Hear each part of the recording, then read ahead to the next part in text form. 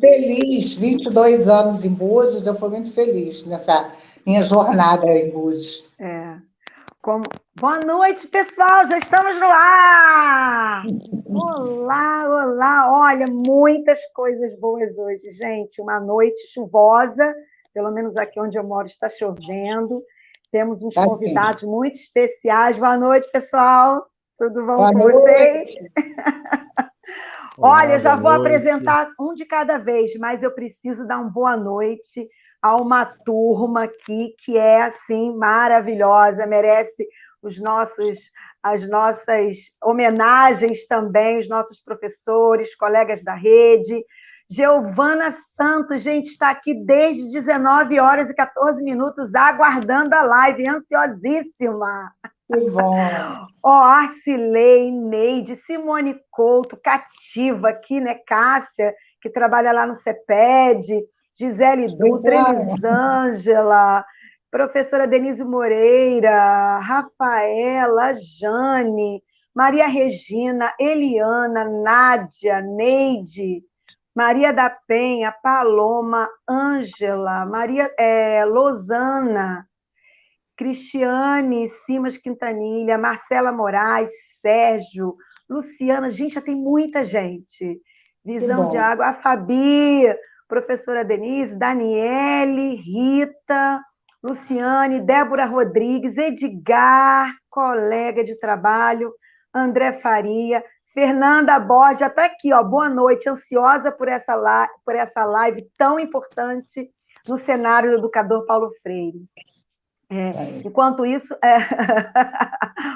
Fernanda, Lídia Marinho, professora Claudirene, Jardélia, gente, já tem muita gente, já não dá mais para falar, não vou ficar aqui, olha, muita gente já presente, ainda bem, porque, Ana, deixa eu te falar, a gente tem feito essas lives durante o dia, manhã e tarde, uma vez por mês, a gente organiza algumas lives à noite.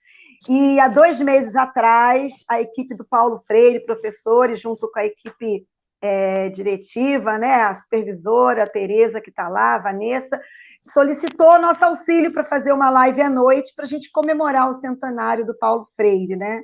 Então, estamos aqui hoje com vocês. Deixa eu dar uma boa noite à nossa secretária de Educação, Carla Natália Marinho. Seja muito bem-vinda.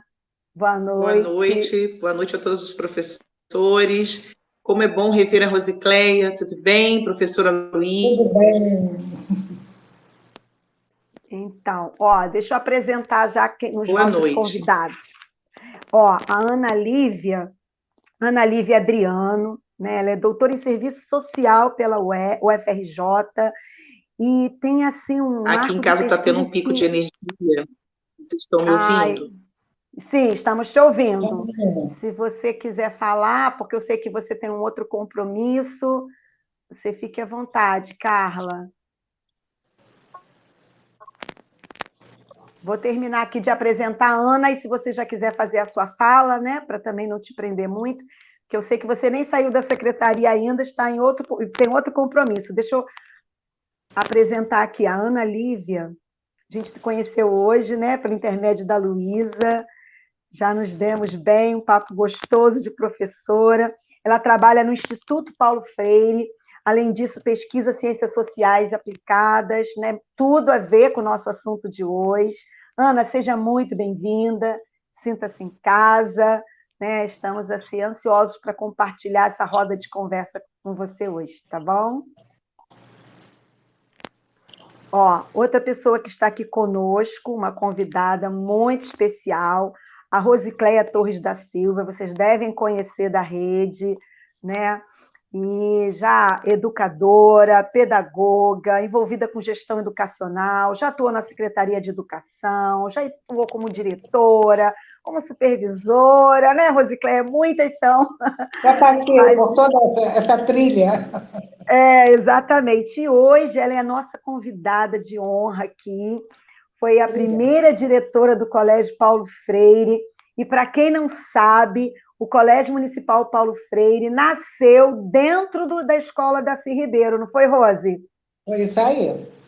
Na época era supervisora do Darcy Ribeiro, e a gente Justamente. recebeu lá as 5 turmas do colégio, né, funcionando à noite, e a Rosicléia teve aí o desafio em suas mãos de fazer acontecer o colégio, né, enquanto gestor educacional, nesse momento que a gente discute gestão democrática, nesse momento que a gente discute a participação da comunidade, conselho escolar, e todas essas falas são tão importantes para nós educadores, né? Com certeza. O Rodrigo, que eu já falei para vocês, que é o Rodrigo Ramalho de Almeida, que é o coordenador da unidade educacional, para quem não teve oportunidade de conhecer, nosso colega de trabalho, já atua na rede de Búzios há algum tempo, e tem aí esse desafio nas mãos, né, Rodrigo, desse trabalho virtualizado, esse ensino inovador e que nos desafia a cada dia, né? Cada dia. A professora Luísa Barbosa, que já esteve aqui nas sessões do CEPED, ela não gosta muito não, sabe? Mas eu gosto de falar porque para conquistar um título em educação é muito custoso.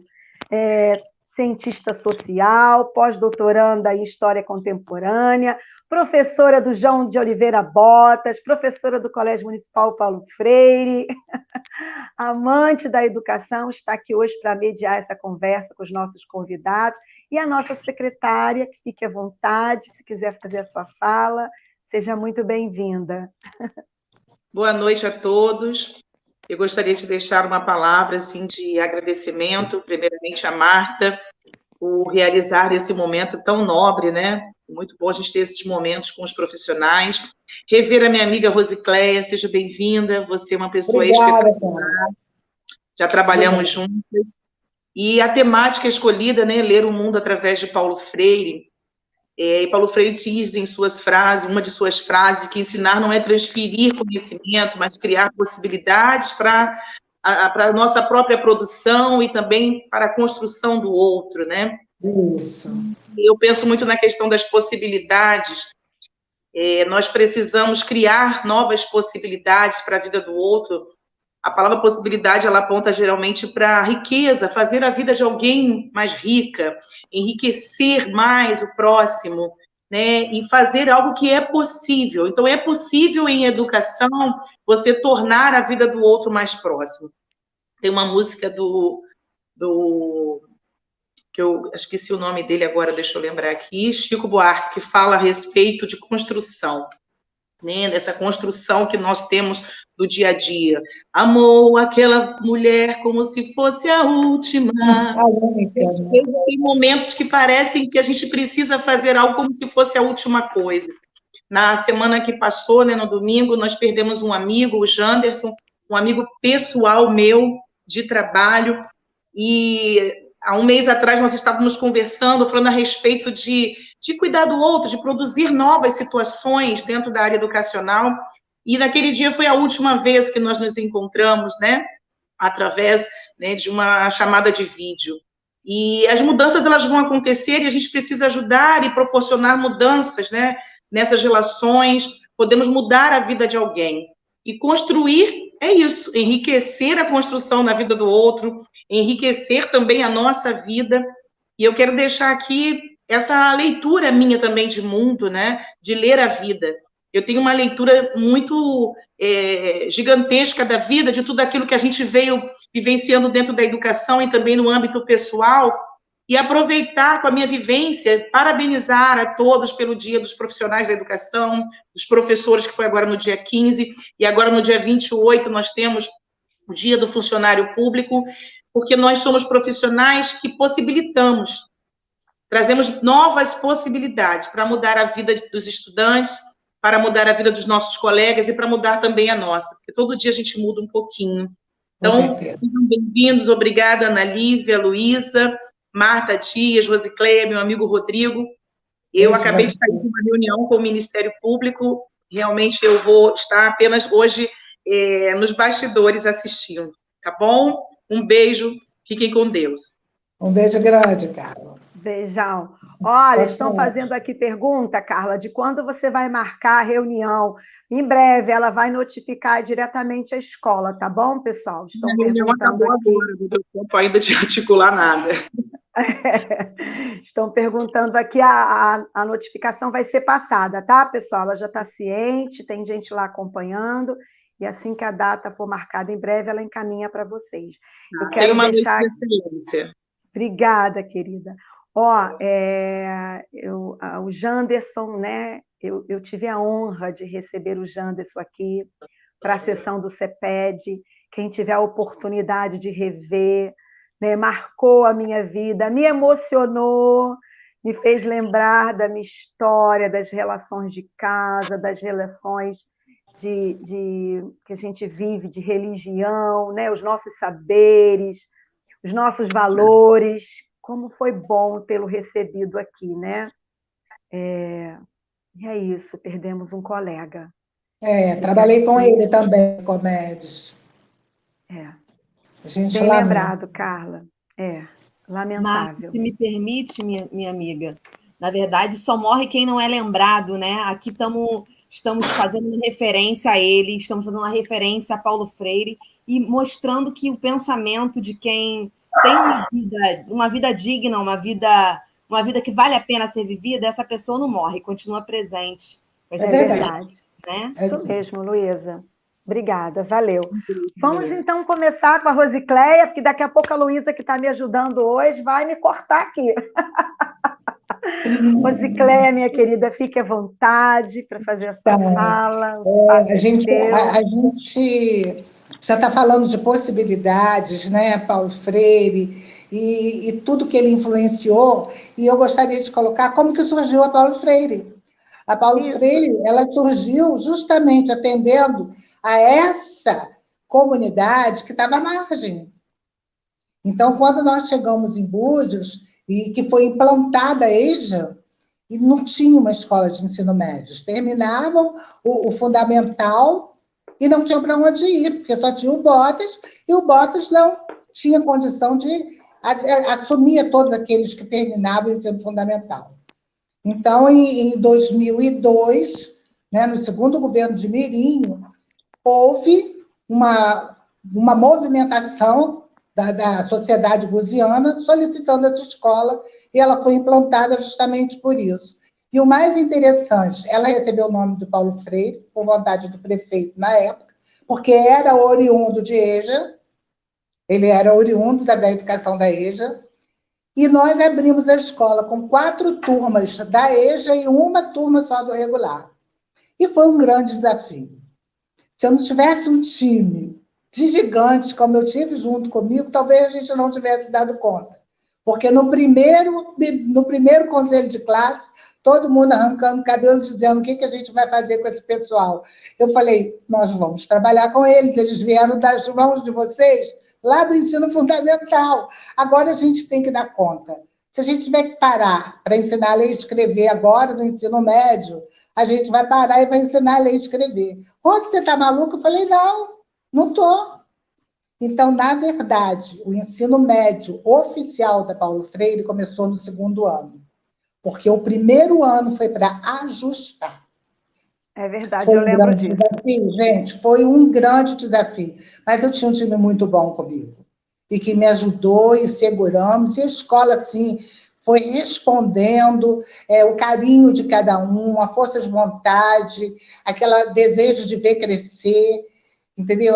O vestir a camisa foi assim uma coisa muito boa, e a gente venceu. A gente chegou no 3º ano, de 5 turmas, a gente formou 4 turmas.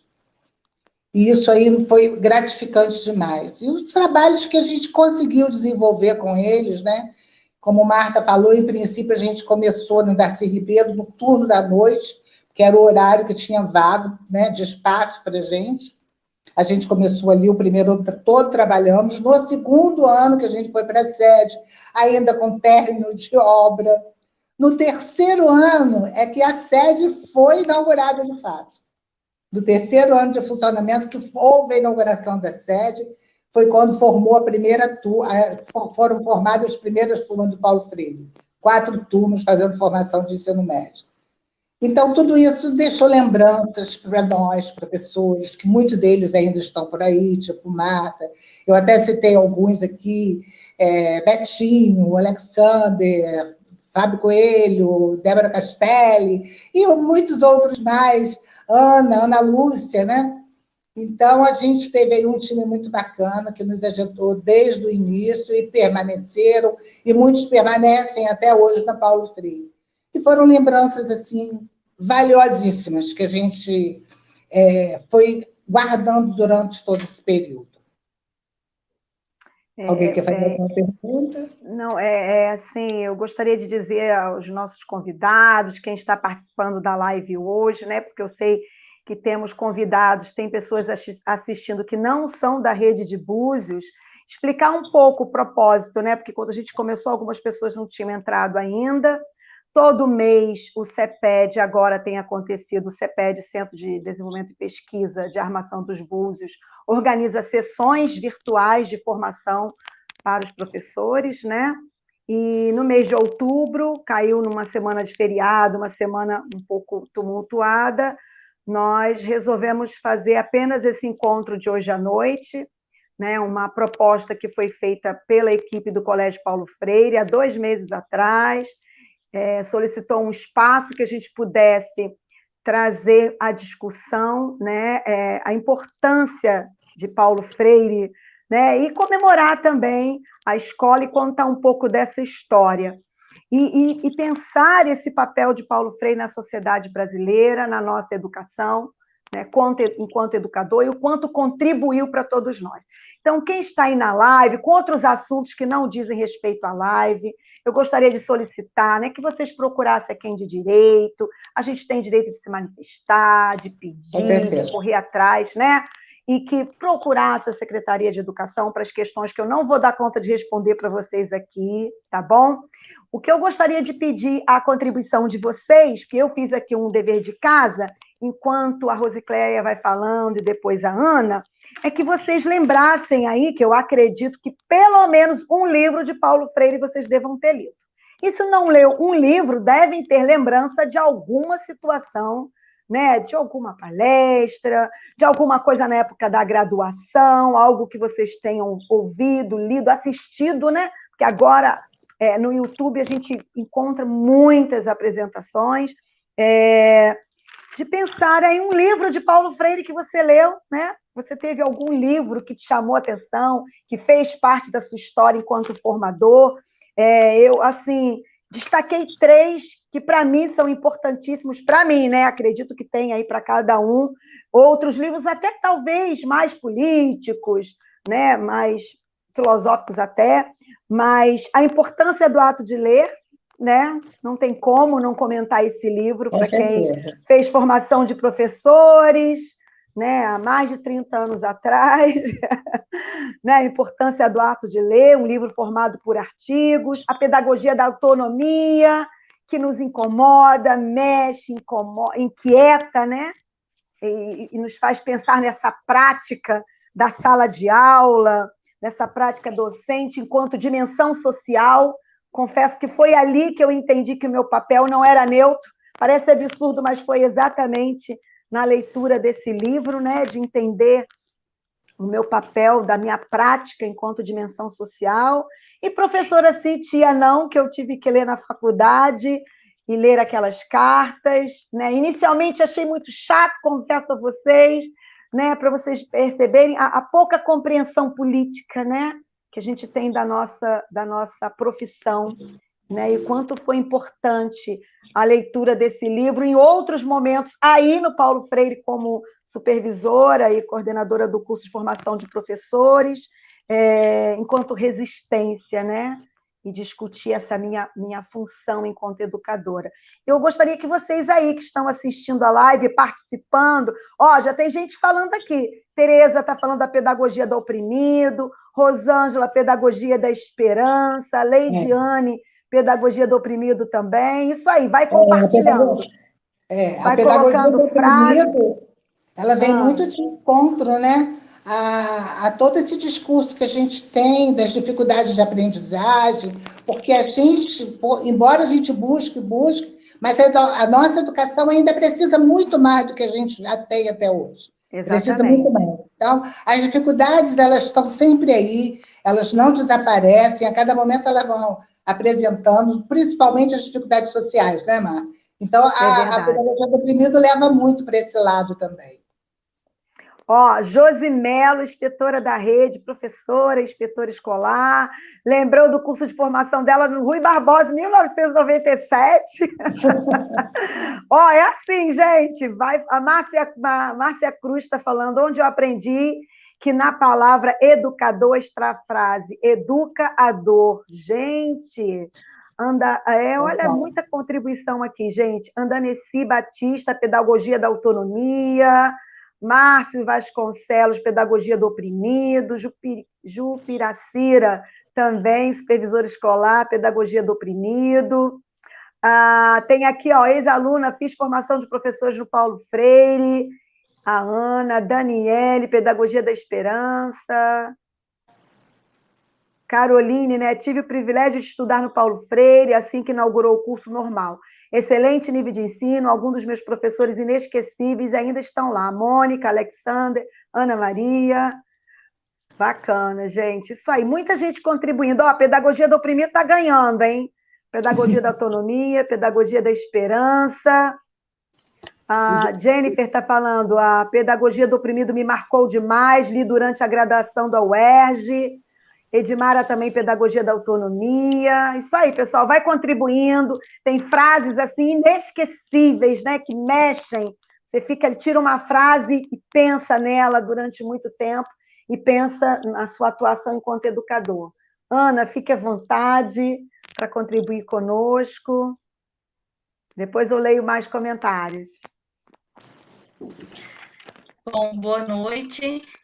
Quero cumprimentar, né, as professoras Rosicléia, Marta, Rodrigo, e em nome da Luísa, cumprimentar todos os professores que estão aqui no chat, bombando, né, com comentários. E eu não consigo ver, porque eu não tenho toda essa tecnologia ainda, não sei muito, mas eu estou indo na sua leitura. Então, são muitas contribuições, muitos livros, né, e muita aprendizagem coletiva que esta cidade tem com Paulo Freire, né? Pelo relato da professora Rosicléia. Eu, na verdade, assim, quero dizer que eu estou, de fato, muito contente. Eu tenho uma certa fobia a vídeos, mas fiz um esforço de estar aqui, porque eu tenho uma vinculação afetiva, né, com essa cidade. É uma cidade que eu morei, é uma cidade que eu construí grandes amigos, grandes companheiros, e é uma cidade que eu volto sempre, né? E, como diz o Camus, as cidades nos ensinam como as pessoas vivem e morrem por este mundo, né? E em Búzios eu aprendi muito como se vive. Então, eu, na verdade, né, trabalhei no Instituto Paulo Freire. Isso. Deu certo agora? Voltou. Desculpa, gente. Não, é assim mesmo, é assim mesmo. Ele tem vida própria, porque eu não mexi em nada. Bom,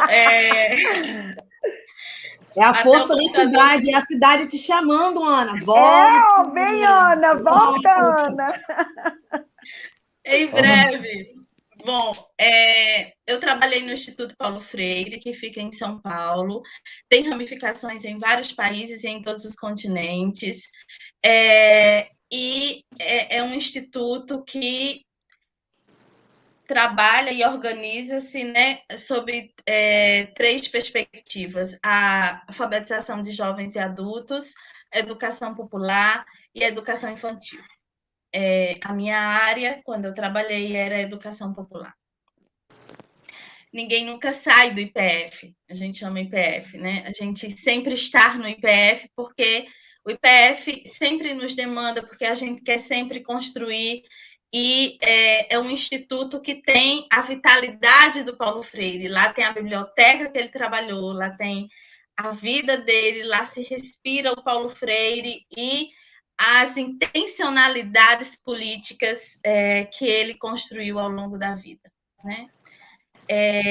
Então, eu fiquei pensando, nessa mesa muito provocativa, porque a mesa é ler o mundo através de Paulo Freire. E como é muito mais por atrevimento e muito menos por competência, eu elaborei de forma despretensiosa, porque eu não sou especialista, vocês é que são, né? Uma conversa com 3 tópicos, assim. Primeiro, entender o universo cultural de Paulo Freire. Quando é que Paulo Freire surge no sentido não da vida dele, mas da vitalidade da obra? O que era que ele perseguia? Rápidas considerações sobre isso. Segundo que mundo é este que ainda precisa de Paulo Freire? Vamos ler este mundo. Né? E o terceiro, fazer algumas considerações e apontamentos sobre resistências e desafios que aqueles que se propõem a ler o mundo têm. Né? Então, é um pouco nesse sentido... Ai, o cronômetro. É um pouco... Eu vou separar 2, 3 minutos, tá? Quando serei pontual. Na primeira... Obrigada. No primeiro tópico, né, o universo cultural do Paulo Freire, e aí eu lembro que eu já trabalhei a pedagogia do oprimido em alguns idiomas, e em todos os idiomas é incrível como... e eu reli agora para essa live, né, e em todos os idiomas fica sempre esse grande aprendizado que vocês relataram aqui, que é a educação, ela não é neutra, né? Ela não é desprovida de intencionalidades. E ela não é um ato singular, ela é um ato coletivo, né? Então, isso é uma coisa muito interessante.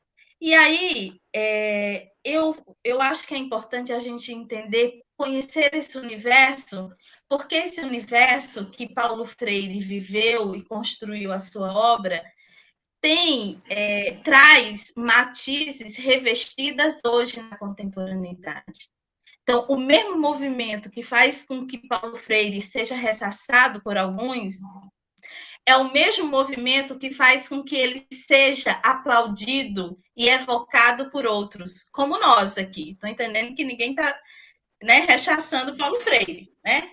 Então, tanto que vocês lutaram, e não é à toa que mais me chamou a atenção no relato da professora Rosicléia, é que a comunidade queria um lugar, um colégio, né? Então,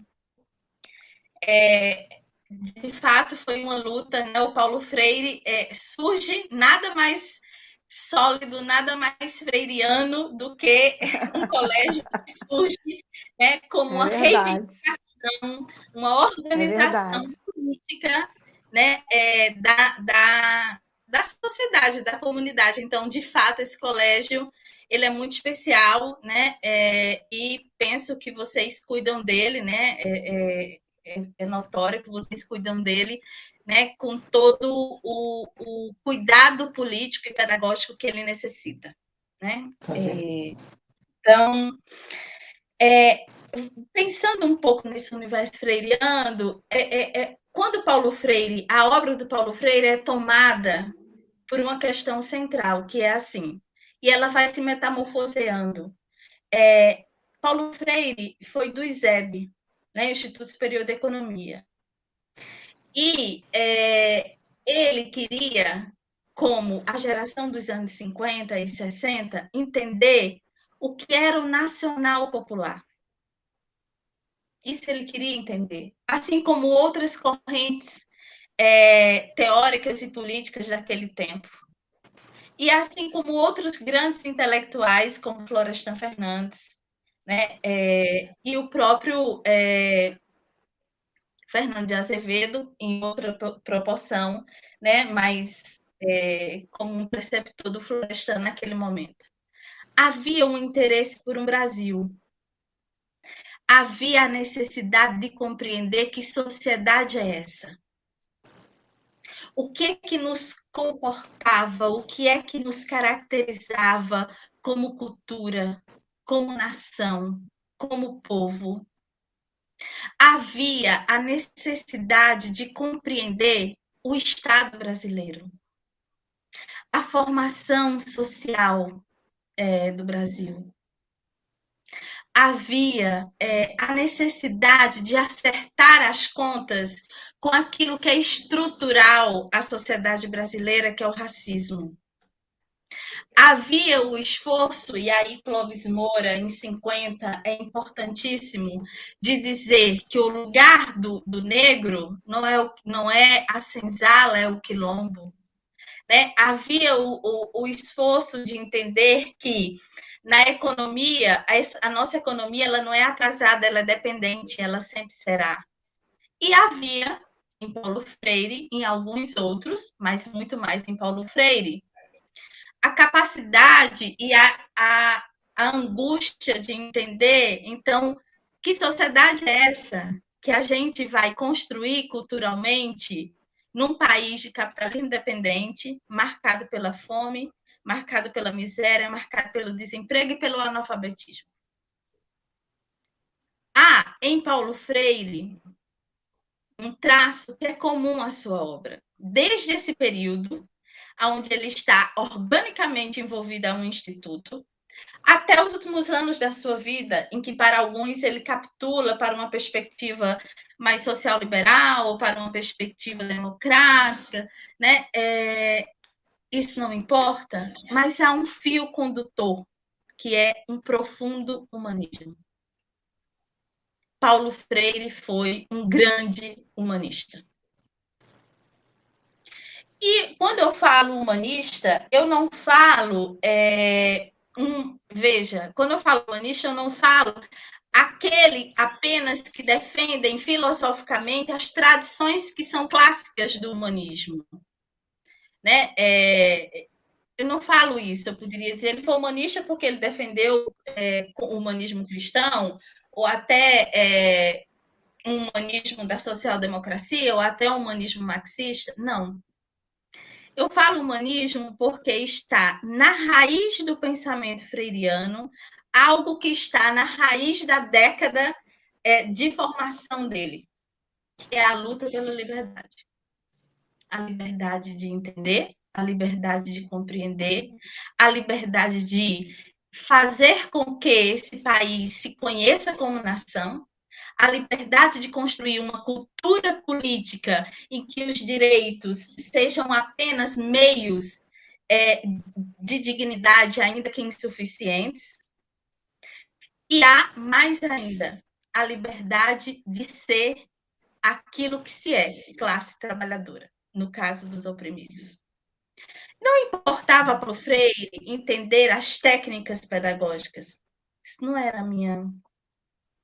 Não era a...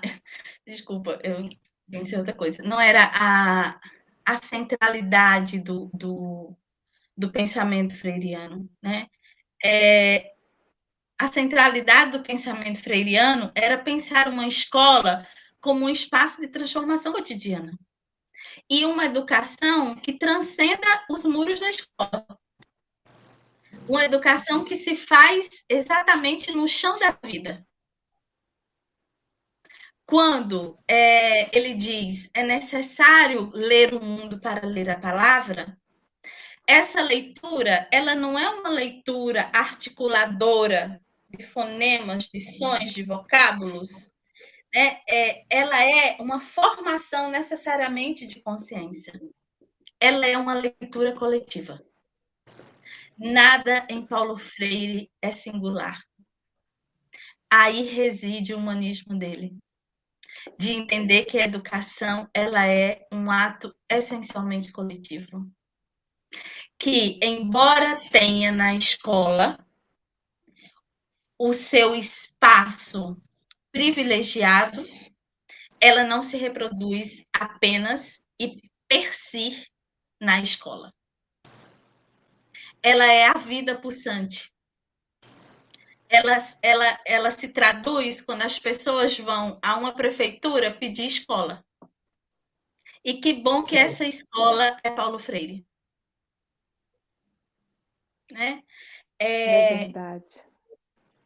Então, Isso eu queria um pouco contextualizar, porque eu acho que é importante para a gente entender por que Paulo Freire incomoda tanto. Por que 100 anos desse homem ainda desperta a ira de uns, né? A ira tosca e bárbara de uns, e desperta ainda emoções de outros. Porque o mundo de Paulo Freire é o mundo da desigualdade, mas também é o mundo da rebeldia.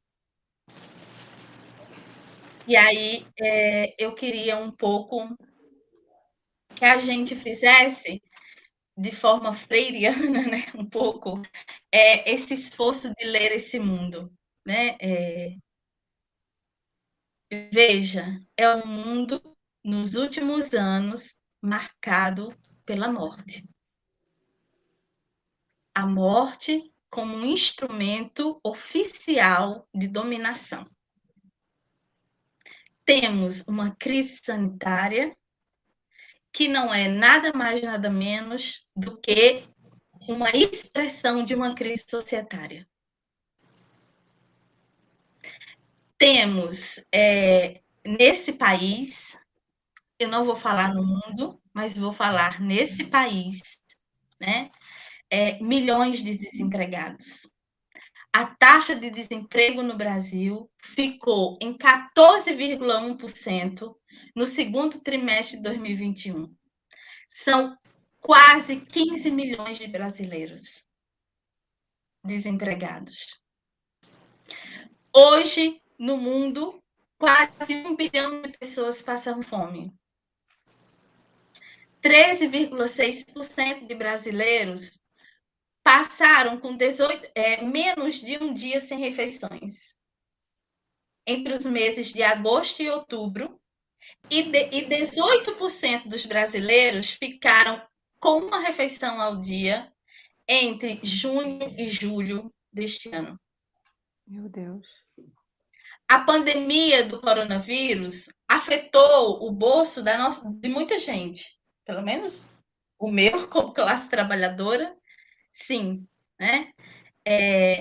Nós não estamos no mesmo barco, nós estamos no oceano, mas nós não estamos no mesmo barco. Né? As crianças, existem pessoas disputando ossos na rua, catando lixo para comer. Existem mulheres que ainda, por desnutrição, abortam. Existem pessoas morrendo sem ar. O que aconteceu no Brasil esse ano é coisa muito séria. Nem Hitler fez isso. A morte por asfixia é uma das mortes mais perversas que existe. Nem Camus, na Peste, poderia ficcionar os ratos que saíam para matar as pessoas com a morte tão bárbara. A agonia, a febre, lá no texto, era longa. Quem não leu, aconselho ler A Peste, de Albert Camus. Mas a morte era rápida. Então, estamos vivendo um processo de barbárie enorme. A lógica do desemprego, ela é remediada pela lógica da autossuficiência trabalhista. Como? Com os motoristas por aplicativos, com a lógica da autogestão pelo seu trabalho, em que as pessoas constroem um processo de uberização da vida. Sob a lógica de que eu não tenho patrão e de que eu tenho autonomia, eu trabalho muito mais, minha qualidade de vida se precariza, eu não tenho acesso a direito nenhum, e a vida fica extremamente comprometida, em todos os sentidos. É verdade. O mundo que estamos vivendo é um mundo em que as mulheres, né, a cada 5 minutos, as mulheres são violentadas. E estudos dizem que a cada 15 minutos, 5 mulheres são violentadas sexualmente ou mortas no mundo. Isso é muito sério. A Anistia Internacional divulgou um estudo em que a violência no Rio de Janeiro triplicou. E os jovens no Rio de Janeiro, a maioria deles são negros e morrem por serem negros. Nós somos o país que mais mata LGBTQIA+. Somos intolerantes com 2 pessoas do mesmo sexo que se amam. Isso é muito grave. Nós temos caçamba engolindo crianças, como vocês acompanharam nos jornais. Engolindo criança nas reservas do Grande Capital. Então, é este o mundo. E eu poderia dizer muito mais, porque a gente vive as expressões dessa desigualdade na nossa vida cotidiana. Basta ir à rua, basta ver as lojas do centro fechadas. A última vez que eu fui a Búzios foi assim, não foi a longo tempo, né? Basta ver nas grandes cidades a população de rua crescendo.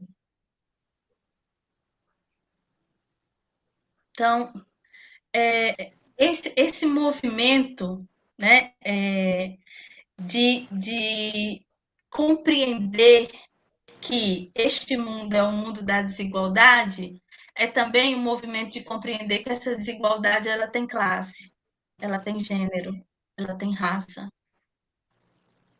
mas ela também tem sonhos e ela tem luta.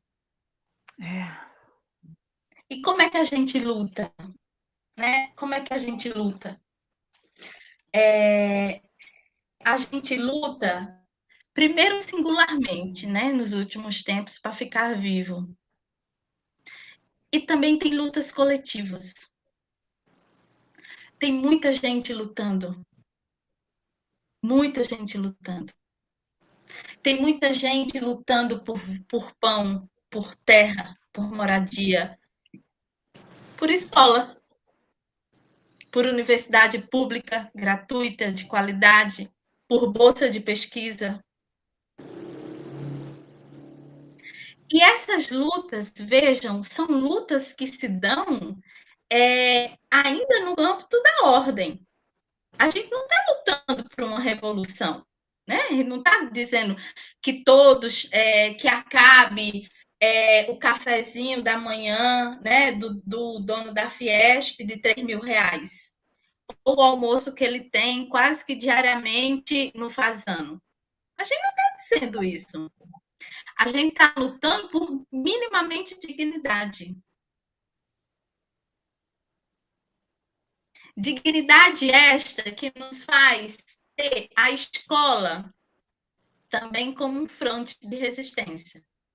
Desde que, né, a gente compreenda que a educação ela é libertadora, no sentido freiriano, né? Então, quando a Marta disse, né, eu compreendi que a minha educação não era neutra, isso é muito interessante, isso é muito emocionante, porque, né, e isso é uma educação libertadora. Então, a escola é esse momento, esse movimento de trincheira, essa trincheira de luta. Então, e a escola pode ser esse espaço de afirmação e defesa da vida em todos os sentidos. E aí, se este mundo ele é de desigualdade, mas ele é também de luta, e estarmos aqui hoje numa noite fria e chuvosa, que imagino que aí esteja também, né, e disponíveis ao debate, explica muito bem de que lado da história nós estamos, né? A gente não está discutindo aqui como retirar a merenda de criança, a gente está discutindo aqui como humanizar a educação.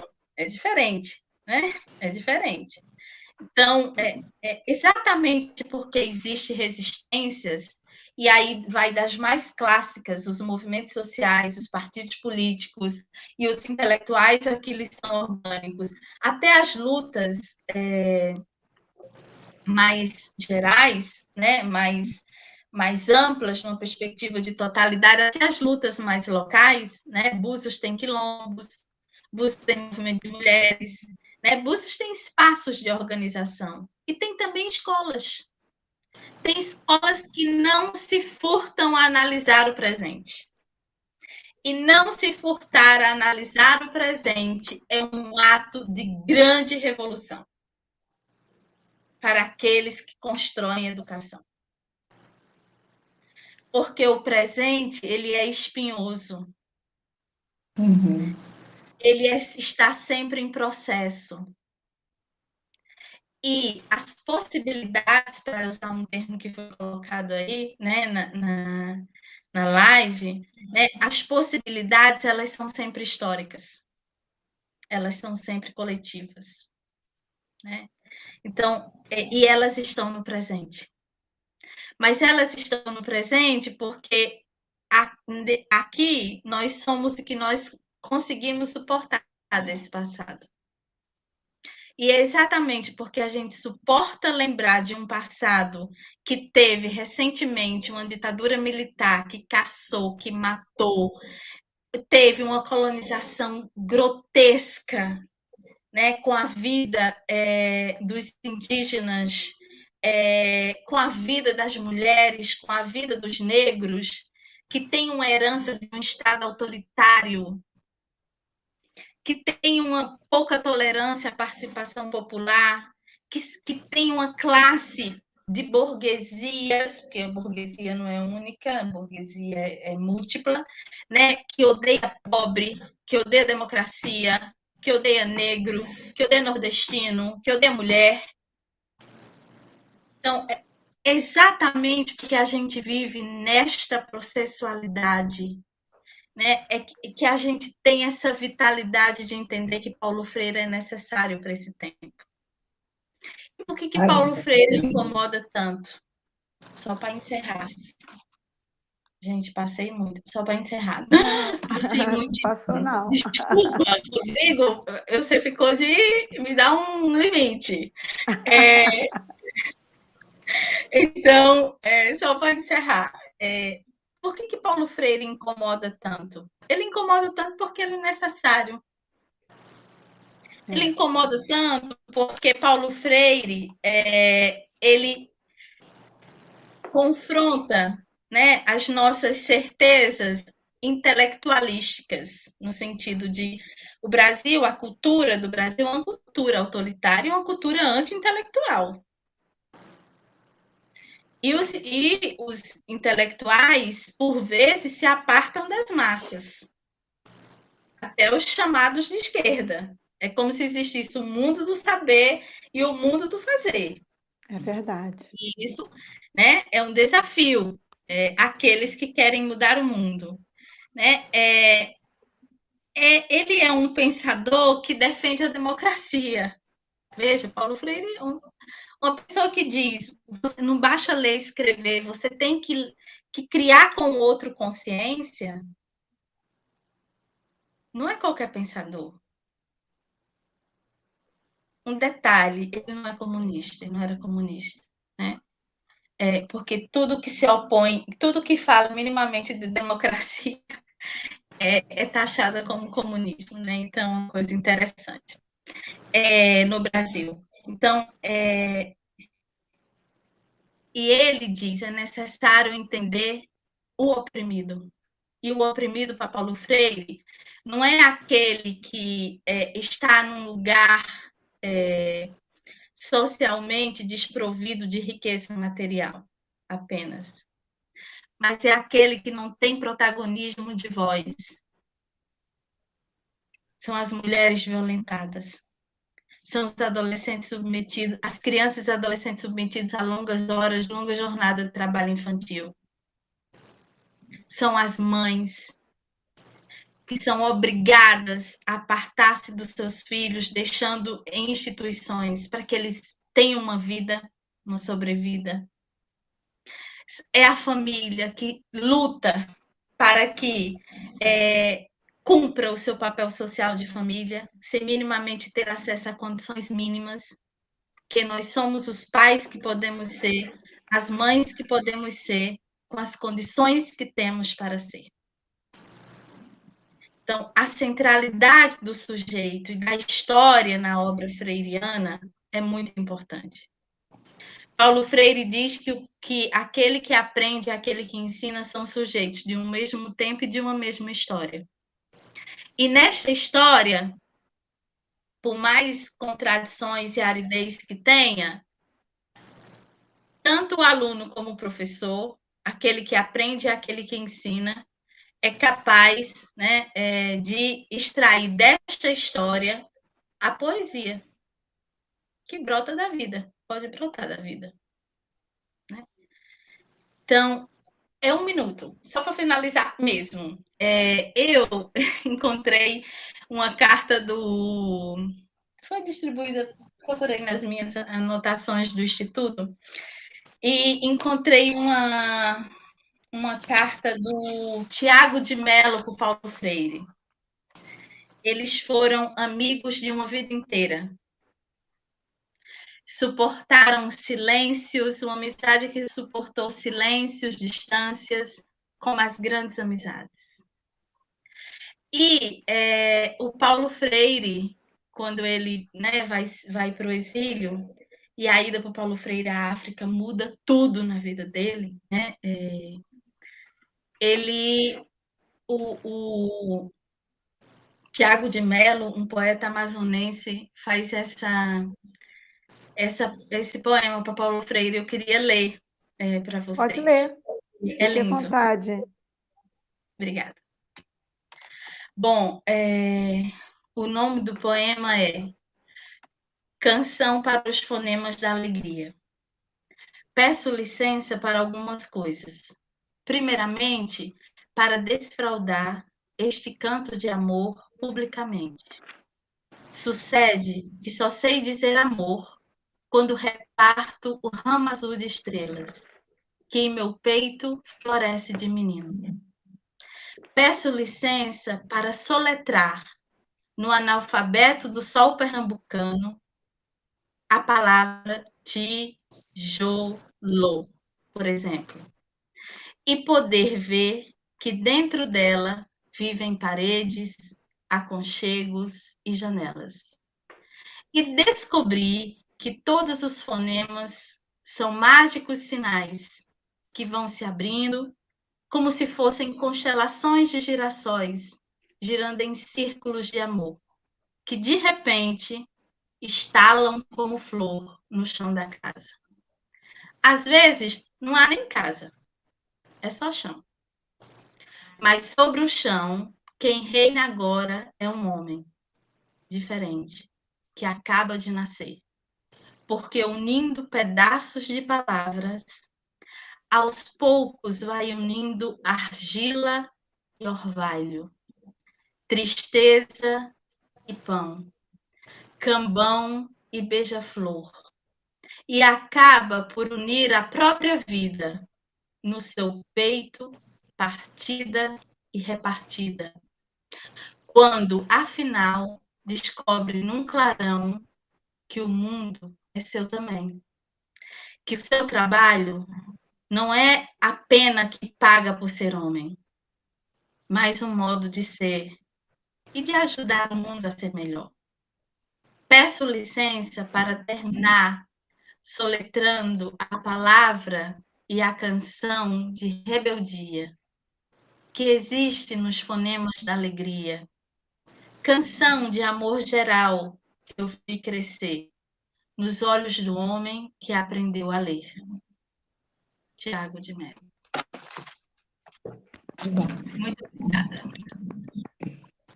Olha, gente, se vocês pudessem ler... Ana, esqueci de dizer que se você estivesse num outro aparelho, você poderia ter colocado lá no YouTube, porque eu estou aqui, gente, assim, impactada pela sua fala, né? Impactada pela fala dos colegas, sabe? Até mesmo pelas falas que, de repente, a gente acha que não seria o momento, né? Porque estamos numa live tratando de outro assunto. Até essas falas, porque é um espaço de manifestação, né? Um espaço de se colocar, um espaço de diálogo também, né? Um espaço de troca. E como os professores têm aproveitado esse tempo, né? Dos comentários, porque eles conversam entre eles. Eles estão aqui ouvindo e conversando e trocando entre eles. Olha, não dá nem para ler de tanta coisa, de tanto comentário. Quero dizer para a Mônica Almeida, né, que está aí insistentemente colocando, lê minha fala, vai esquecer de mim, vai perder, não vão perder não, Mônica. Já anotei aqui, e né, já passei para o Rodrigo, a solicitação do Paulo Freire, que está aguardando uma data para reunião, não, como é que é o nome? Me lembra aí, Luísa. O que eu disse para você, Rodrigo, que eu passei para você? A Mônica pergunta da audiência, né? Da audiência, já passamos a secretária. Né? Marta, mas isso tudo é culpa da Rosicléia, que há 19 anos atrás acolheu a comunidade escolar, né? Porque quando a comunidade se envolve em torno de algo, né? Quando é realmente verdadeiro, a coisa se solidifica, não tem como comer. Audiência, já anotei aqui, vocês sabem, né, quem tem acompanhado, que eu passo o recado, anoto as perguntas, anoto as reivindicações, já passei para o Rodrigo, que não está aqui para falar de data, porque é a Carla que vai agendar, né, com o Ministério Público e vai passar para vocês, tá? Só para dar um retorno, porque eu penso que é importante, né? Tantas falas, Ana, e a gente vê assim, né, de quantas pessoas... gente, eu não sei nem assim o que compartilhar com vocês, sabe? Eu estou assim, encantada com as falas, com as contribuições, com as falas de como o educador, estava aqui falando, quem não estava aqui no início, com a Rosicléia, 55 anos de magistério, resistindo, lutando, acreditando. E digo mais, quando lá em 2002 ela aceitou o desafio de ser gestora do Paulo Freire, né, uma escola que nasceu da comunidade, porque a comunidade solicitou da secretaria, acho que é bom a gente dizer isso, né? Houve uma movimentação nas escolas, Emídio, por exemplo, que tinha turmas de EJA à noite, né, Rose? E os alunos todos... não tinha vaga suficiente no Botas e porque queriam permanecer ali com os professores da escola deles, né? Porque acreditavam e queriam, né? Porque fosse melhor ou pior, mas não queriam nem sair do Emídio, para vocês terem uma ideia, né? E veio essa proposta de criar a escola e a Rosicléia aceitou esse desafio. Eu me lembro do conselho de classe, do desafio de todos nós como professores, porque os alunos não conseguiam entender, interpretar o enunciado. E aí Rosicléia falou assim, que enunciado que você colocou, né? Para qual aluno? Né? E tivemos que refazer e rever os nossos trabalhos, as nossas atividades, né? E repensar a nossa prática, que é disso, né? Que Paulo Freire fala muito no seu livro, professora Cintia Não, desse ato de aprender como ato de ensinar, e você pensar nas relações que são estabelecidas nesse ato. Por isso não cabe dizer, você precisa gostar do conteúdo, não precisa gostar de mim como educador. Não, eu me lembro exatamente dos educadores que me marcaram. E quando eu entro na sala de aula, eu não entro pura. Eu entro atravessada por cada um desses professores que me marcaram, né? Quando estudei lá na formação de professores no Colégio Municipal Rui Barbosa, quando estudei no Edilson Duarte, porque venho da escola pública, os professores que me ensinaram a me indignar, né? a pensar no outro, e essas falas todas que vem contribuindo aqui. Ana, pode falar, Rose, fica à vontade. Rodrigo, depois, Heloísa. Mediante tudo isso, né, a gente até se emociona, né? Porque é assim, um trabalho assim, feito de coração, de muito resgate mesmo, né? Foi resgatado muitas emoções nesse momento. E aí, eu gostaria de resgatar essas emoções com um poema do Paulo Freire. Eu queria fechar a minha fala com esse poema, que tem tudo a ver com toda essa trajetória, com toda essa implantação de escola, com toda essa equipe que iniciou essa escola e permanece até hoje. Você me permite? Claro. A escola é lugar onde se faz amigos. Não se trata só de prédio, salas, quadros, programas, horários, conceitos. Escola é, sobretudo, gente. Gente que trabalha, que estuda, que se alegra, se conhece, se estima. O diretor é gente, o coordenador é gente, o professor é gente, o aluno é gente. Cada funcionário é gente. E a escola será cada vez melhor na medida em que cada um se comporte como colega, amigo e irmão. Nada de ilha cercada de gente por todos os lados. Nada de conviver com as pessoas e depois descobrir que não tem amizade a ninguém, a não ser como um tijolo na forma de uma parede. Indiferente, frio e só. Importante na escola não é só estudar, não é só trabalhar, é também criar laços de amizade, é criar ambientes de camaradagem, é conviver, é se amarrar nela. Ora, é lógico, numa escola assim, vai ser fácil estudar, trabalhar, crescer, fazer amigos e ser feliz. Essa é a Paulo Freire. Ótimo. Professor Rodrigo, nosso coordenador Luísa. Luísa, pode ficar tranquila que a gente ainda tem tempo. A gente só encerra às 9, porque a gente tem que fazer 1h30 de live.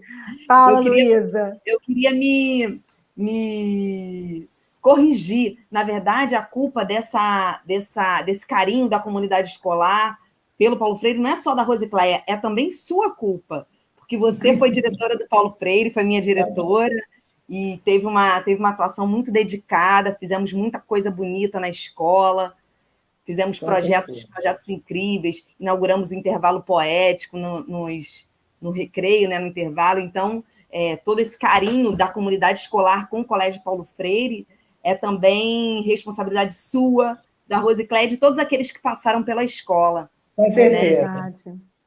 Nós tivemos muitos colegas diretores de lá, né? A Mara Regina, que foi incansável. Não podemos deixar, né? Vanessa, Edilene, a Marta, também professora, Bruno, Gesseldo, e tem um professor também, amigão nosso, que ficou um tempo no Darcy, não estou lembrando dele agora. Juliana. Não vou lembrar. Juliana. Gente, Juliana, muita gente contribuiu, Muita né? gente. Eu acredito assim que cada um foi dando a sua parte, a sua contribuição, sempre desafiador, mas a gente está ali resistindo, como o povo está falando aqui na live. Oi, Rodrigo, deixei você quieto, né, Rodrigo? Marta, eu estou aqui me deliciando com a fala das meninas, né? A Ana Lívia. As meninas é bom. Adorei! Imitar ela, cortar, mas não tem como, né, Ana Lívia? Assim, você foi fantástica, realmente fantástica. A Rosicléia iniciou trazendo, né, toda essa história desse movimento no município, e a Ana Lívia, essa história, né, deu até uma impressão de que você viveu e conviveu com Paulo Freire, né? Porque até nos emocionou realmente, assim, trazendo esse legado e essa questão do humanismo. E eu tento levar a minha vida também, pregar a minha vida com essa questão muito do humanismo. E aí até me lembrei de uma frase, né, de tantas emblemáticas, assim, maravilhosas do Paulo Freire, mas me movo como educador, porque primeiro me movo como gente. Então, independente de qualquer coisa, essa relação entre pessoas, entre seres humanos, entre gente, né? A escola é isso, é movimentar pessoas, movimentar gente, né? Fazer toda essa questão dialógica, e o Paulo Freire deixou esse legado, esse ensinamento muito grande, né? E aí você trouxe para a gente todo um cenário triste, infelizmente, né? Mas que a gente tem hoje na realidade do nosso país, como a fome, a pobreza, a violência, e a gente percebe que, em muitos aspectos, não estamos lidando com gente como gente, né? Porque ainda tem muita gente que está à margem do que a gente deveria ter, né? Como considerado gente, como humano, né? Porque está à margem de prioridades básicas que, infelizmente, hoje o país está devendo. Mas, assim, eu acho que o debate é muito salutar, que essa conversa é muito salutar, que a troca, né? E aí, como muitos colegas aqui que estão no chat comentando, né, interagindo, a gente também parabeniza muito a Marta, né, por trazer essas temáticas, né, bem emblemáticas, bem tocantes, e aí que faz com que nós, educadores, possamos também estarmos nos motivando, nos fortalecendo enquanto unidade educadora, enquanto pessoas, enquanto gente, porque também precisamos disso, né? Não só o dia a dia e todas as dificuldades que a gente enfrenta e que foram aumentadas por conta dessa pandemia, desse distanciamento social, né? E essa mensagem que Paulo Freire deixou para nós, isso nos toca muito e faz com que a gente possa realmente estarmos nos inspirando, né? Para continuarmos na luta, continuarmos nos movimentos, e sempre no movimento de luta, mas no movimento dialógico, buscando entendimento, buscando a conversa, buscando o diálogo, porque eu tenho certeza que assim a gente vai conseguir o entendimento e vai conseguir os melhores caminhos, né? Para o nosso município, para a nossa educação e para todo o nosso legado, né, educador que a gente está construindo aí, que a Rosicléia começou lá atrás com tantos outros e deixou, e outros, né, seguiram o caminho e estão levando aí. Então, assim, é um momento muito bacana, muito marcante, né? E o Paulo Freire, em algumas falas dele, em alguns escritos dele, né, ele fala sempre do sonho da utopia, né? E eu acho que a gente não pode perder nunca isso, né? Sonhar essa utopia de uma educação realmente transformadora, de uma educação mobilizadora e de uma educação que realmente a gente vai ver e vai fazer acontecer, termos um país realmente melhor, realmente mais igual, realmente mais humano para todos nós. Então, assim, é muito bacana, muito, muito legal esse bate-papo, esse envolvimento, e que a gente possa se inspirar aí nesse legado do Paulo Freire, né? Acho que as professoras podem falar mais um pouco. Eu só vim mesmo para poder ficar aqui acompanhando e aprendendo um pouco com vocês, porque é maravilhoso. Tem gente lembrando aqui, ó. Aí, Sônia, ó, sem palavras, amo você, maravilhosa, as suas observações são perfeitas, parabéns, né? Olha, muitos comentários, você depois vai assistir lá o vídeo. Lembrando aqui, gente, tem mais pessoas que passaram pela direção do Paulo Freire. Tem a Kelly Penha, que eu esqueci, tem várias pessoas. Depois, quem for lembrando aí, né? Muitos colegas. Ai, tem muita gente Rodrigo falou, né, Marta? Como o Rodrigo falou, citando Paulo Freire, uma escola é feita de gente, né? As estruturas não são nada sem as pessoas que solidificam aquelas estruturas, que levantam aquelas estruturas. E aí, Marta, vou aproveitar esse momento que a gente está aqui para falar um pouco sobre esse projeto do Centenário do Paulo Freire, que a gente contactou o CEPED nos atendeu, né, para fazer essa formação. Exatamente, foi uma ideia do Paulo Freire, tá, pessoal? A gente abraçou.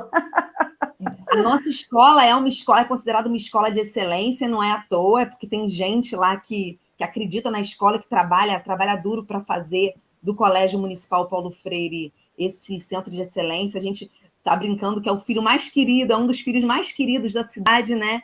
Todos os pais querem uma vaga no Paulo Freire, porque é uma escola municipal, né? Porque é uma escola de excelência, é uma escola municipal, e porque tem Marta, tem Luísa, tem Fernanda, tem Mônica, tem Bruno, tem tanta gente, né? Que cuida dessa escola e cuida, sobretudo, dos nossos alunos, né? Para formar gente que lê o mundo como Paulo Freire lia o mundo.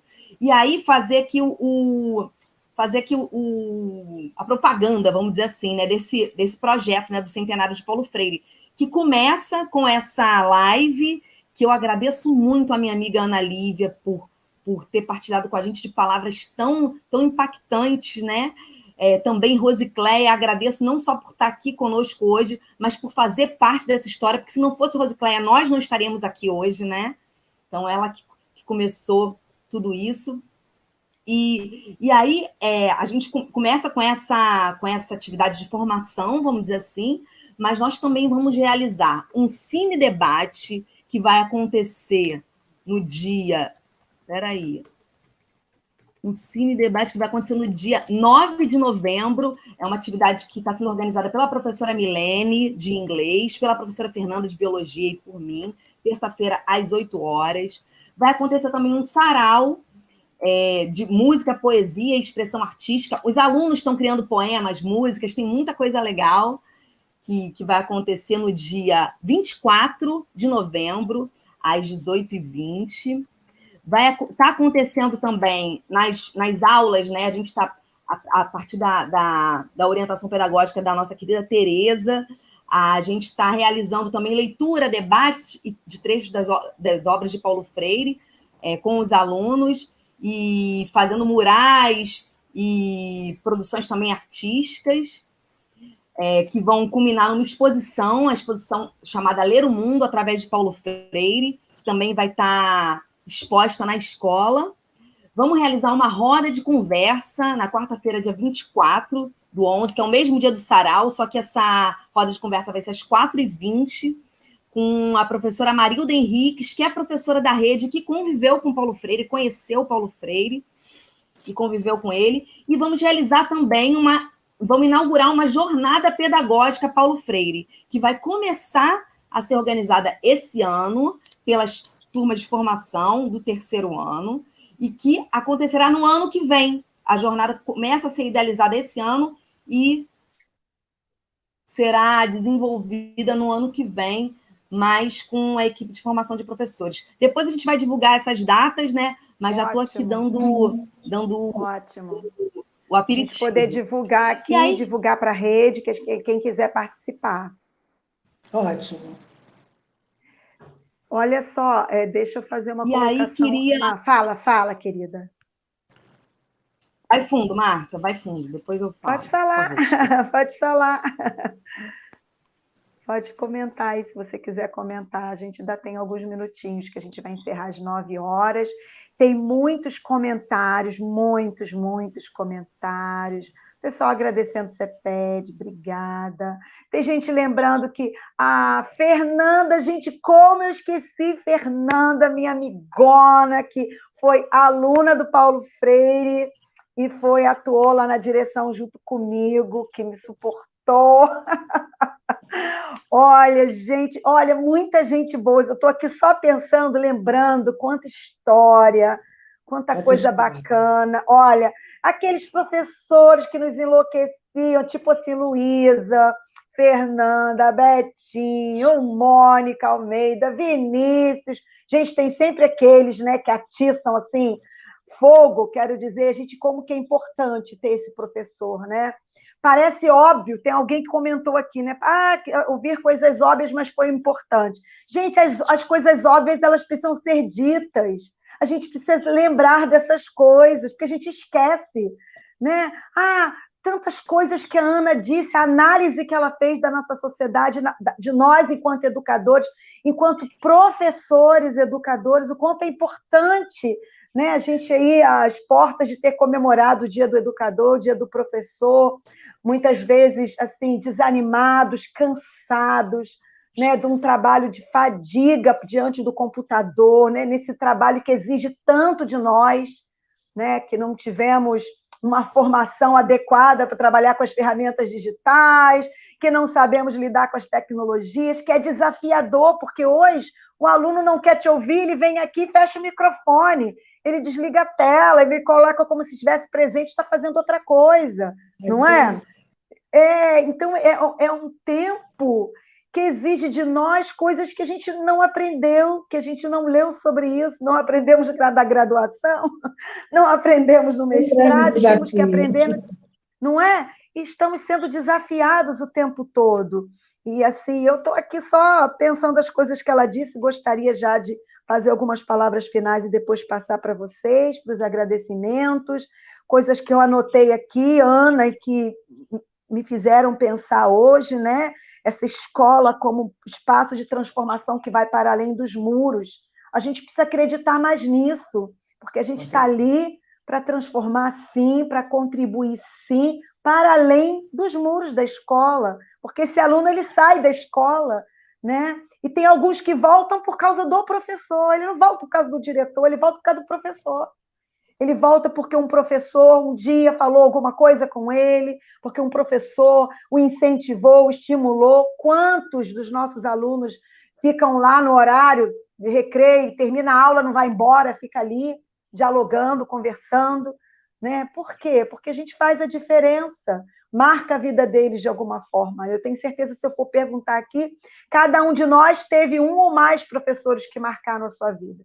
E eu acredito nisso e sei que vocês que estão aqui nos ouvindo também acreditam na educação pública, né?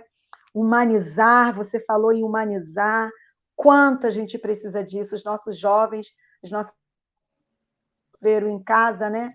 Nesse período de pandemia, sofreram porque não tinha comida, sofreram porque não tinha internet, sofreram porque não tinha acesso à aula, sofreram, né? Porque sofreram violência, sofreram pelo afastamento, não é?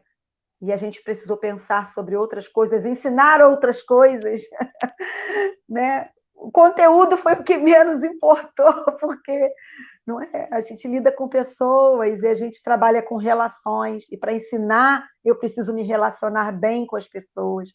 Muita coisa boa, né, gente? Uma noite gostosa. Que é conteúdo, né, Marta? Isso que é conteúdo. Isso que é conteúdo. Né? E se eu for contar aqui, tem muita coisa boa que eu aprendi, né? Falo especificamente do Paulo Freire, porque estou há 16 anos nessa escola, mas atuei no Darcy, onde conheci bastante gente também, depois de lá que fui para o Paulo Freire. Se eu for contar aqui, né, o quanto esses professores marcaram a vida daqueles jovens e daqueles adolescentes que passaram por ali, né? É tremendo isso. Quero agradecer muitíssimo, Ana, convidada para outras vezes, para nos fazer pensar sobre aquilo que é óbvio, né? Talvez, quem sabe. Mas a gente precisa pensar no óbvio e nos incomodar. A gente precisa se incomodar, né? Ficar incomodado. Eu acredito que a gente pode contribuir muito mais do que a gente tem contribuído. Deixo a vocês as palavras finais, daqui a pouquinho a gente está encerrando. Fiquem à vontade, quem quiser se despedir, agradecer. Bem, como eu comecei, eu vou me despedir primeiro. Eu queria agradecer imensamente o carinho com que eu fui, a maneira como eu fui convidada, o carinho como vocês me trouxeram esse convite. Eu fiquei muito feliz, porque na Paulo Freire, eu, quando fui para Búzios, eu já estava aposentada no Estado com 30 anos de magistério. Mas não foi uma continuidade da minha vida profissional. Foi uma aprendizagem. Eu comecei aprendendo. Aquelas pessoas que estavam começando o magistério naquele ano, começaram junto comigo. E eu caminhei junto. E aprendi junto. Porque em escola a gente aprende todo dia. Então, isso foi muito gratificante. Essa minha jornada de 22 anos em Búzios, onde eu passei pela Nicomedes, pela Paulo Freire, pela Secretaria de Educação, até pela Cileia Barreto, eu passei por lá também. E foi muito gratificante. As pessoas que eu conheci, as pessoas com quem eu convivi e as pessoas que eu fiz amizades que são eternas. Foi muito bom. Queria deixar um abraço muito grande para cada um de vocês. Tá? E olha só, Luísa, eu vou lá. Vou na jornada pedagógica, vou do sarau. Isso aí. Vou no sarau, vou olha, visitar gente, vocês.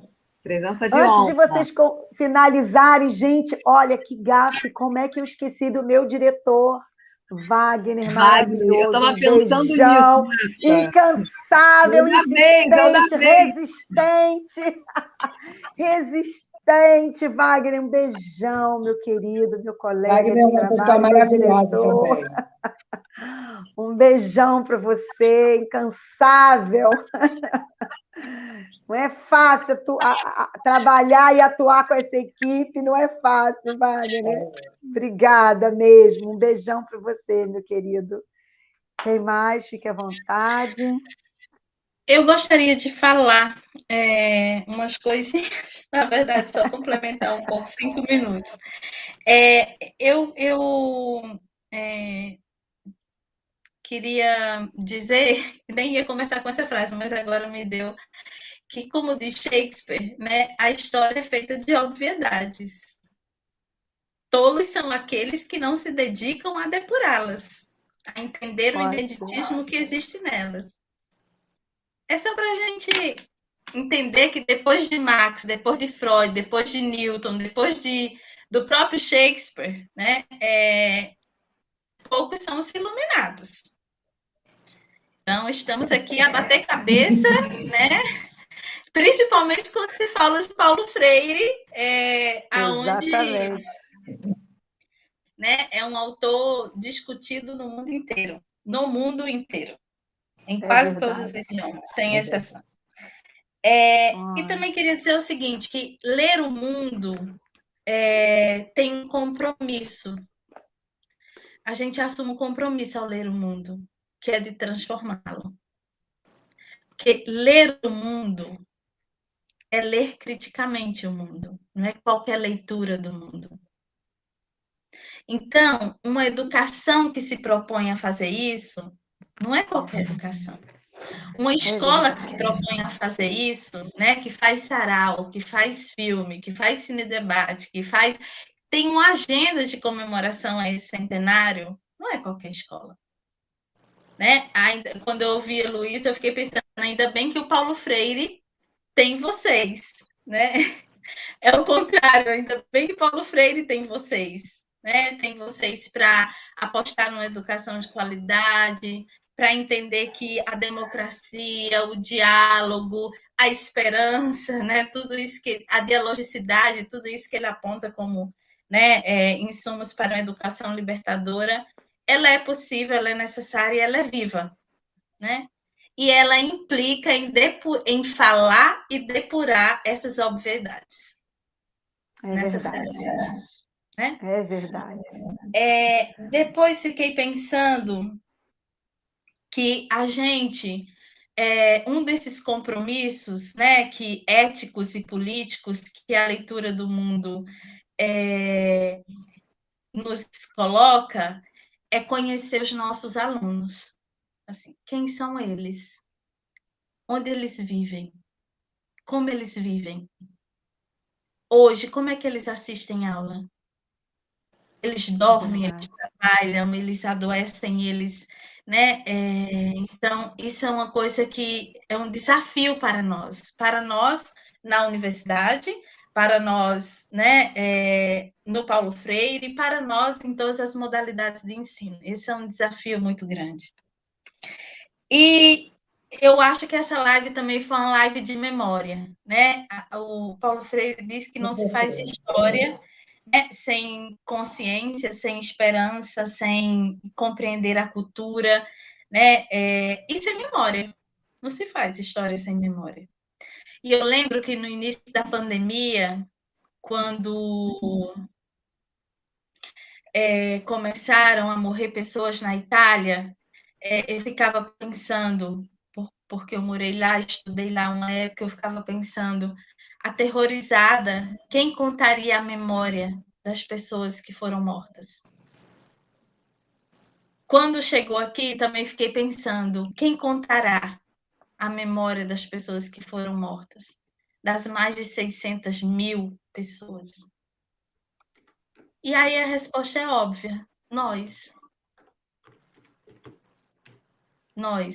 Mas nessa obviedade existe um compromisso, que é entender quem somos nós, o que faremos.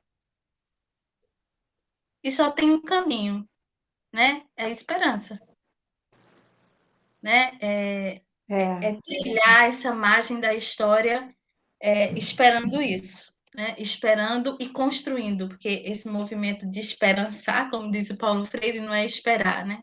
É construir o amanhã, né?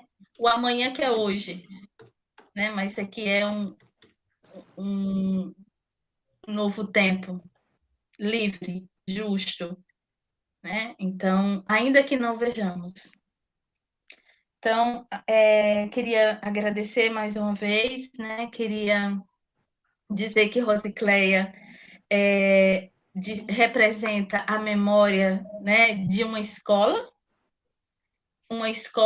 que tem vitalidade, é viva, é pungente, é de luta, né? E essa não é qualquer memória, então parabéns, Rosicléia, Marta, né?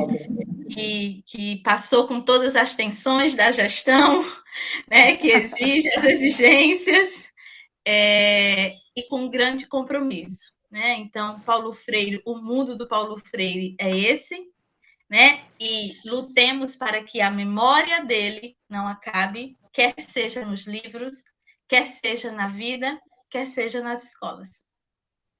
É isso aí. Obrigada. Obrigada. Obrigada, Luísa. Luísa amigona, parceirona. Marta, obrigada a você. Rodrigo.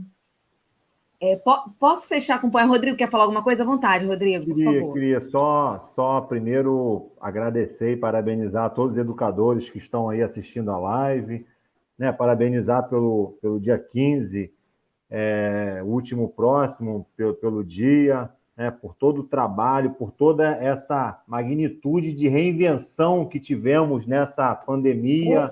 Assim, coisas maravilhosas surgiram, estão todos realmente de parabéns. Agradecer e parabenizar minha amiga Rosicléia, né, uma menina. Aí, quando fala que a Rosicléia já está há décadas na educação, falando, mas essa menina com tanta expertise, com tanta experiência, com tanta sabedoria, que nos ensina sempre, dizer para você, Rose, que você está no coração da comunidade escolar aqui de Búzios, né? A comunidade escolar buziana te ama por todo o seu legado também que você deixou aqui para nós e ainda tem sempre a nos contribuir. Muito bom. Ana Lívia, assim, fantástica a sua reflexão, né, a sua mensagem que você nos trouxe. Muito obrigado também, parabéns. A professora Luísa, também queria parabenizar você e parabenizar toda a equipe do Paulo Freire, da escola. A gente reconhece a escola Paulo Freire, a comunidade escolar Paulo Freire, a gente sabe do legado e de toda a importância que tem para a comunidade buziana, né?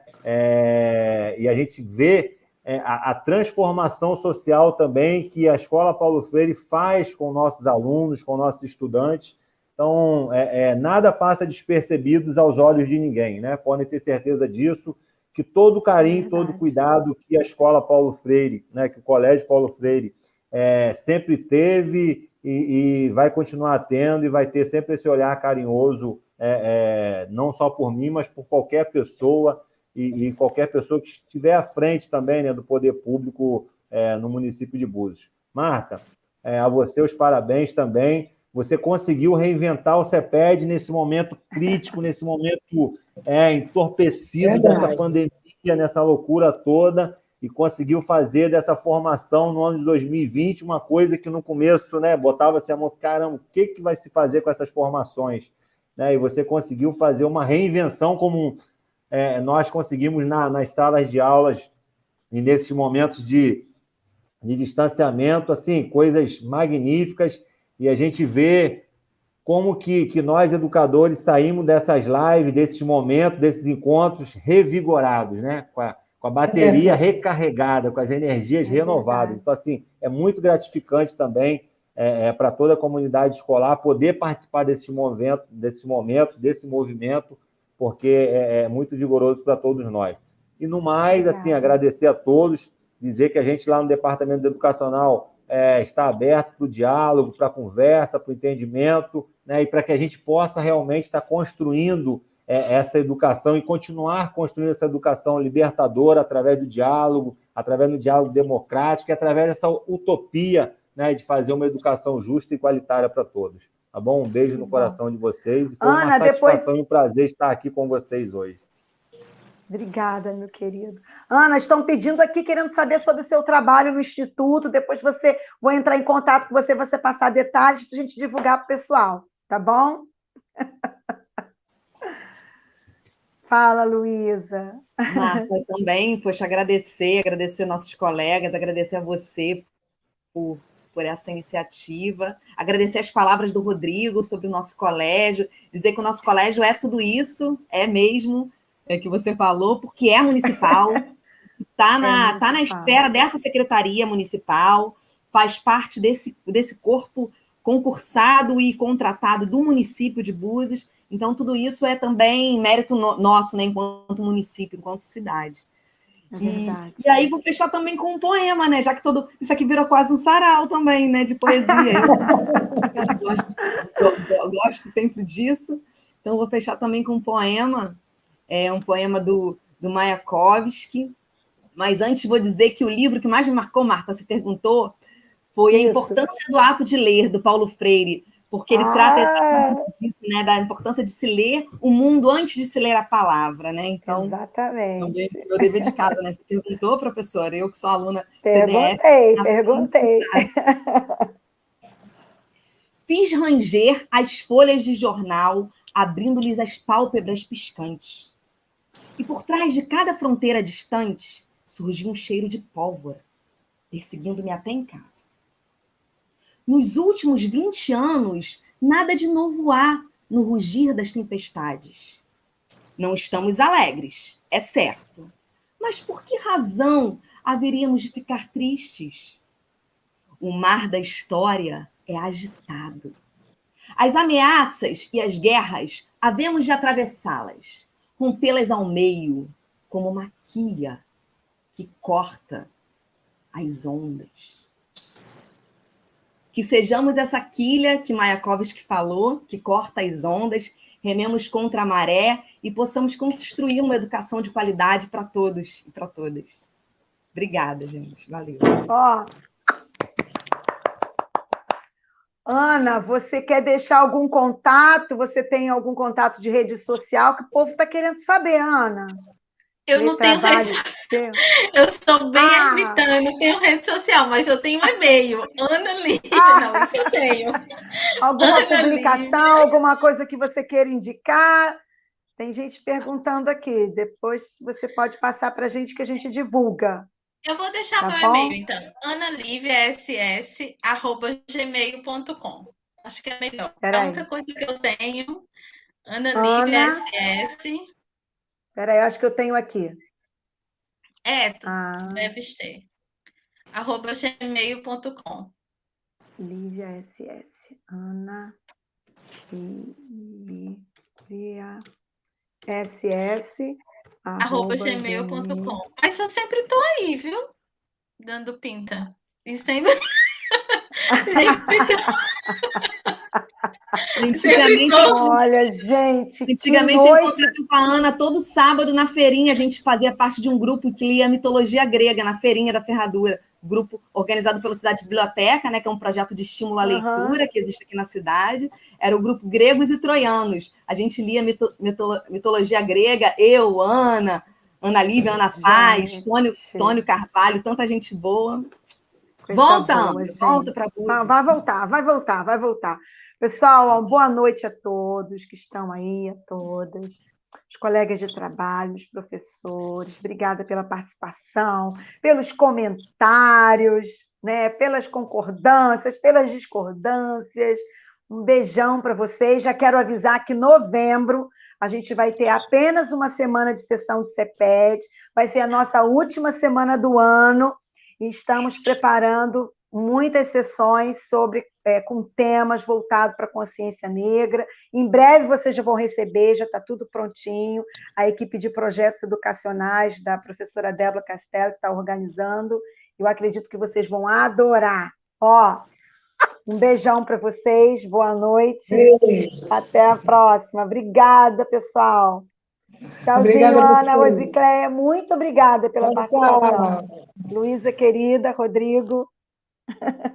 Tchauzinho, pessoal. Até a próxima.